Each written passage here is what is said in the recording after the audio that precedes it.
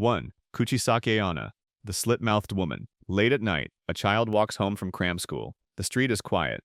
A woman stops them. She's wearing a surgical mask, completely normal in Japan. She asks, in a calm and steady voice, "Am I pretty?" If the child says no, she kills them on the spot with a pair of scissors. If the child says yes, she removes the mask. Her mouth is split from ear to ear. She asks again. Even like this? There's no right answer. Say no, she kills you. Say yes, she cuts your mouth to match hers. Kuchisake-Onna, the slit-mouthed woman, is one of Japan's oldest urban legends. Its roots trace back to the Heian period, between 794 and 1185 AD. The original story says she was a beautiful woman, the wife of a samurai. He discovered her affair. In a fit of jealous rage, he took his blade and split her mouth from ear to ear before she died, asking, "Who's going to call you beautiful now?" She died. She came back. Here's where it gets genuinely disturbing. In late 1978, a rumor started in a small farming village in Gifu Prefecture. A woman with a slit mouth had been spotted. Children spread it between classes at their nighttime cram schools. By 1979, the panic had swept the entire country. Parents walked children home. Schools organized patrols. Police filed official reports. And then, police in the city of Himeji actually arrested a 25-year-old woman. She'd been walking the streets wearing a mask and carrying scissors. She said it was a prank. Newspapers declared the panic over. They were wrong. If you're ever asked by a masked stranger whether they're pretty, folklorists suggest giving a vague, non-committal answer. Average, so-so. Apparently it confuses her long enough to run. 2. La Llorona, the weeping woman. A river in Mexico. Midnight. You hear crying rising from the water. "Ay, mis hijos!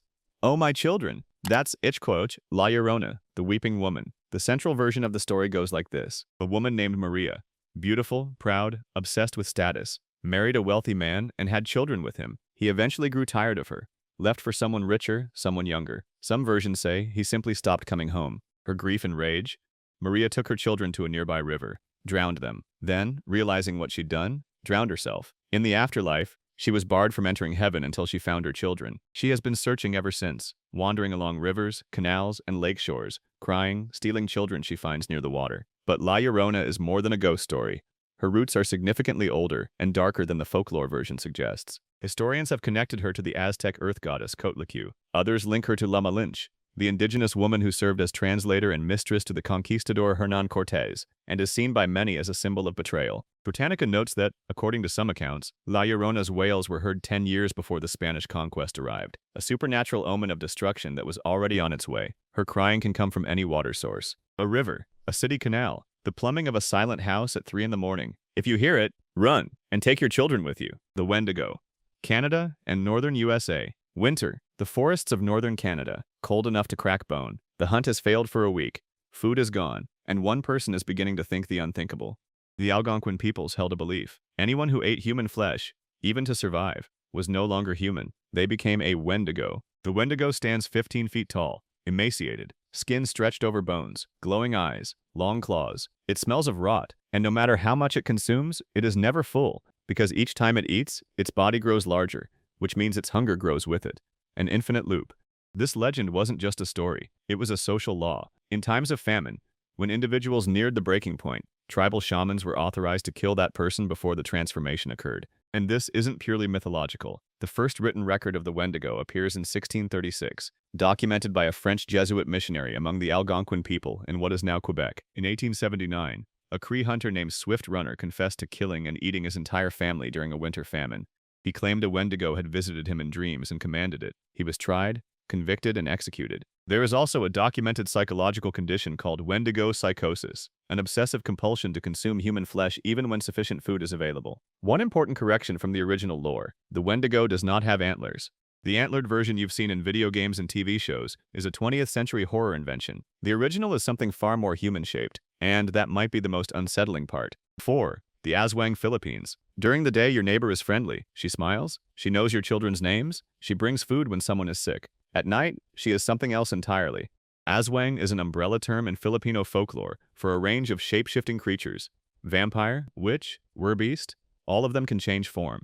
All of them hunt humans, and all of them live among us during daylight, completely indistinguishable from ordinary people. The earliest written documentation of the Aswang comes from the 16th century, when Spanish colonizers arrived in the Philippines and recorded what the indigenous population already feared. Spanish colonists noted at the time that the Aswang was the single most feared creature in all of Philippine folklore. By day, an Aswang appears completely normal, works in the market, talks with neighbors. The only tell, if you look carefully, their eyes reflect light in reverse, inverted from how normal eyes behave. By night, they transform into dogs, into bats, into large birds with backward feet, toes facing behind them as they walk. One specific subtype is the Manangangal, a woman who separates from the waist up, leaving her lower half somewhere in the dark while her torso flies on bat wings. She uses a long, hollow tongue to pierce through the walls of homes where pregnant women sleep, draining the fetus. When an Aswang takes a victim, it leaves behind a replacement, a branch or object transformed by magic into a perfect likeness of the victim, which then rapidly sickens and dies to conceal the disappearance.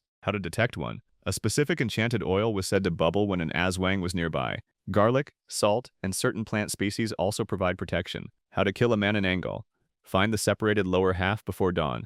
Cover it in salt. She cannot rejoin. Sunrise finishes the rest. 5. Bloody Mary, global. Something you probably did as a child, or heard about as a dare. Go into the bathroom. Turn off the light. Stand in front of the mirror. Say Bloody Mary 3 times. And wait. This is one of the most globally recognized supernatural rituals in existence, with documented versions appearing in North America, Europe, Asia, and beyond. Who is Bloody Mary? This is where the story gets complicated, because the identity shifts depending on who you ask. The most historically credible origin, Queen Mary the Condoms of England, daughter of Henry VIII and Catherine of Aragon, a woman who watched her mother cast aside, her own legitimacy stripped, and her faith systematically dismantled by her father's political decisions. When she finally came to power, she reversed England's Protestant shift and had approximately 300 Protestants burned at the stake over 5 years. The nickname Bloody Mary followed her into death. But the detail that makes this legend stick, the one that connects her to the mirror ritual, is stranger than the burnings. Mary experienced what historians believe was a phantom pregnancy, all the physical symptoms, months of apparent gestation, and then nothing, no child.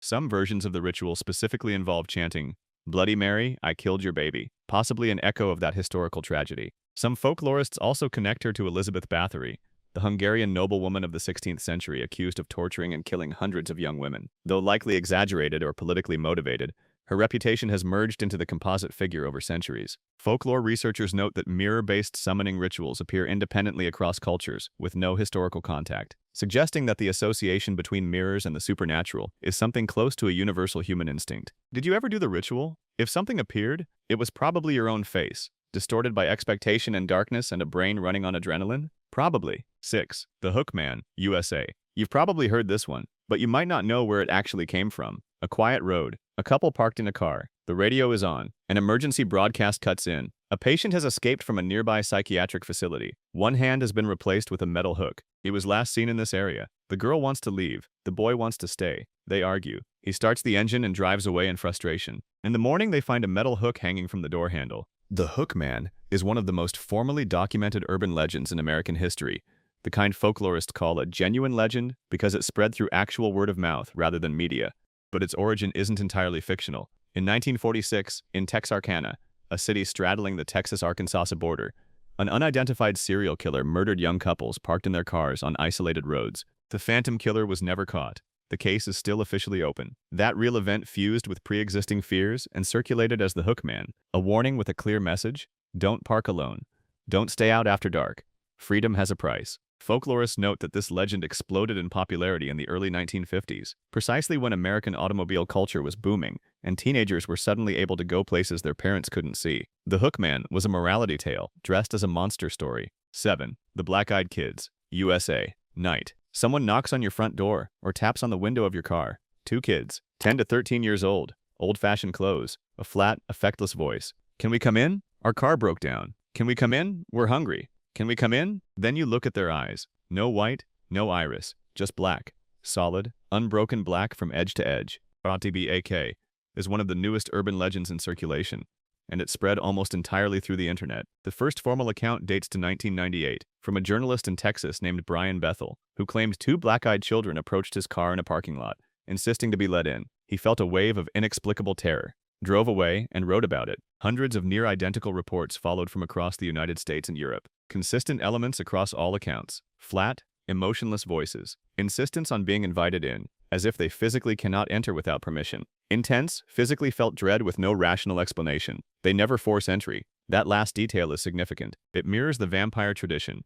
Evil cannot enter without invitation. Theories about their origin. Extraterrestrial hybrids, low-level demonic entities, interdimensional beings. None confirmed. One consistent thread across reports: those who allowed them inside, or even partially complied, reported something changed afterward. Illness, persistent bad luck, the feeling of being watched. Don't open the door. 8. The Vanishing Hitchhiker. Global. This is one of the oldest urban legends in the world, and almost every country has its own version. A driver, late at night, an empty road. A young woman stands on the roadside, white dress, distressed, alone. The driver stops. She gets in, gives an address. They talk during the drive. The driver arrives at the address and turns around to find the backseat empty. They knock on the door of the house. An elderly woman answers. The driver explains they just dropped off a young woman who lives here. The old woman says, "My daughter died on that road 3 years ago." This story, with nearly identical details, has been documented in Japan, the United States, South Korea, South Africa, Ireland, and across Latin America. Folklore researchers describe it as a universal legend tied to fundamental human fears: the danger of night roads, the danger of strangers, and perhaps a deep need to believe the dead haven't entirely left. Japan's version involves a girl named Reiko Okumura. In Korea, the story centers on a taxi driver. The oldest American version dates to the 1930s. One account, just one, was documented where the driver dropped the hitchhiker partway due to space in the car. The next morning, halfway along the route, police found the body of a woman who had been dead for several days, by the side of the road. Next time someone's standing on a dark road with their hand raised, slow down, but first check whether they cast a shadow.